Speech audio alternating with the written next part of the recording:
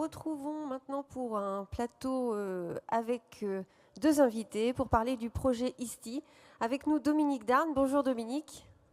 Bonjour Marion. Vous êtes président de la société INTI et de ISTI. Jusque-là, c'est correct. C'est correct. Et à vos côtés, Clément Poutriquet, vous êtes responsable du Centre d'excellence hydrogène et dérivés chez Bureau Veritas. Bonjour Clément. Bonjour Marion. Alors on commence avec vous Dominique. Est-ce que vous pouvez nous rappeler la genèse du projet ISTI ? Alors, le projet ISTI, c'est un projet qui a déjà eu à peu près 5 ans de développement. On a beaucoup travaillé en amont pour traduire les normes et définir les machines, les bancs de test, les équipements. On a beaucoup travaillé, beaucoup œuvré avec différents interlocuteurs pour la recherche de financement. Et voilà l'état d'avancement et ce qui s'est fait jusqu'à date. Aujourd'hui, l'offre qui va être proposée sera composée de quelle offre en fait vous allez proposer à vos clients ? Et à quels clients ? De quels clients ? Alors, bon, il y a des clients naturels. On est sur le territoire de Belfort. Forvia sera voisin du centre. OP Mobility de la même façon, mais d'autres acteurs comme Nprox par exemple. On a fait un choix d'avoir sur le site un grand nombre de tests, d'essais, et aussi des choix sur la dimension des réservoirs qu'on va pouvoir accueillir et faire des essais. Donc on a 13 bancs de tests, on aura 13 bancs de tests sur le site, 8 qui sont mécaniques, chimiques, torsion, choc, donc des essais qui ne requièrent pas des moyens et notamment pas de bâtiments spécifiques. Et puis 5 bancs de tests sous pression, donc hydraulique ou hydrogène, qui eux requièrent, pour des raisons de sécurité, de construire des enceintes solides, et notamment pour la partie hydrogène, où on construira des bunkers en bonne et due forme, qui résistent à l'explosion éventuelle des réservoirs. Quel type de réservoir allez-vous tester ? Alors, comme je disais, on a fait le choix de pouvoir accueillir des réservoirs de grande taille. Donc l'objectif, c'est d'avoir des réservoirs qui vont aller de quelques dizaines de centimètres à 4 mètres, de quelques centimètres de diamètre à presque 1 mètre de diamètre, et des contenances en fonction de la pression entre 600 et 1000 litres, donc qui permet de répondre aux besoins et à l'évolution du marché que l'on perçoit, allant vers des réservoirs de plus grande taille pour embarquer davantage d'énergie, plus d'autonomie, dès lors ils sont destinés à la mobilité. En 2024, un partenaire vous a rejoint, donc Bureau Veritas. Pourquoi, Dominique, vous avez fait appel à Bureau Veritas ? Alors, l'histoire a commencé en 2023, puisqu'on a signé un protocole fin d'année 2023 avec Bureau Veritas. Le métier de base d'ISTI, c'est un métier d'essai et de certification. C'est le cœur de métier de Bureau Veritas. Ça nous paraissait un match parfait, avec des compétences complémentaires, puisque effectivement ils viennent avec toute la méthode des essais, l'indépendance, la certification. Et nous, par ailleurs, on a l'habitude de monter des projets industriels, et donc la complémentarité pour faire émerger ISTI, qui n'est pas un projet simple, qui se positionne dans un marché en évolution avec une demande qui est naissante, et on travaille de façon très très proche justement avec la clientèle. Donc cet écosystème se réalise et c'est un parfait match, en tout cas de notre part. De votre côté. Et de votre côté, Clément, qu'est-ce que vous entendez apporter au projet ISTI ?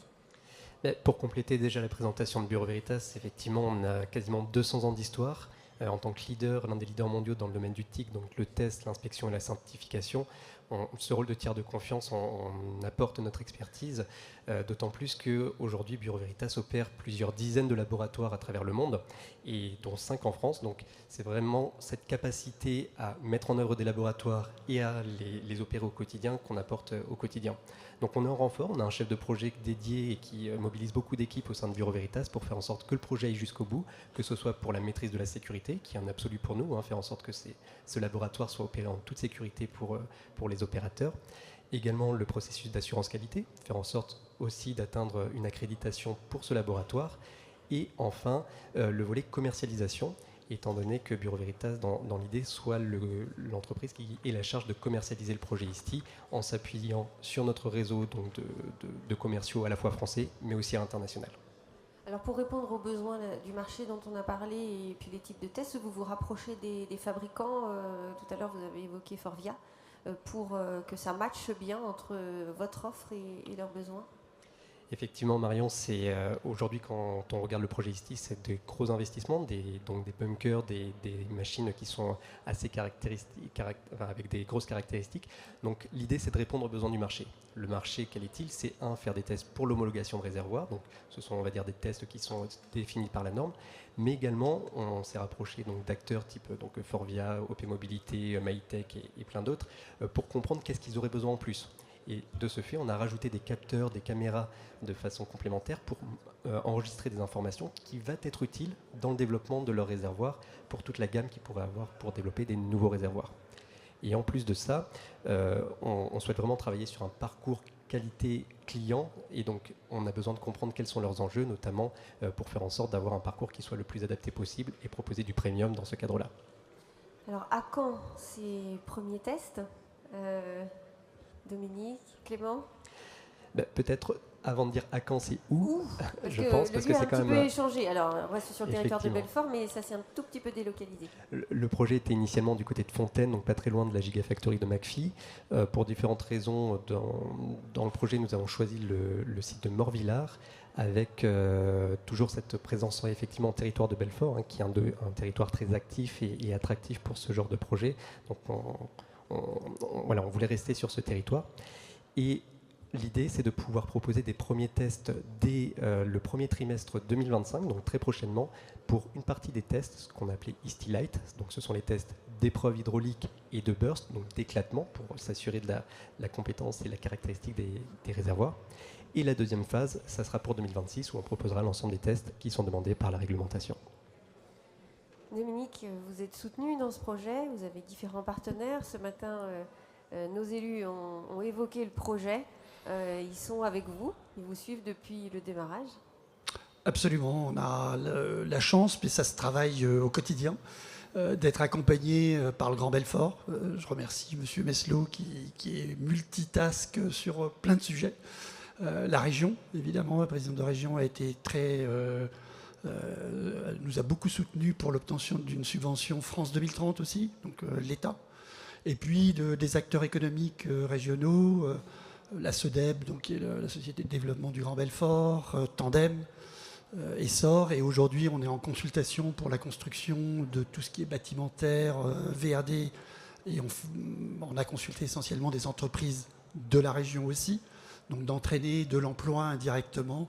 Et c'est la mission qu'on essaie de mettre en œuvre. Mais oui, on a beaucoup de soutien et ça ne marche que comme ça.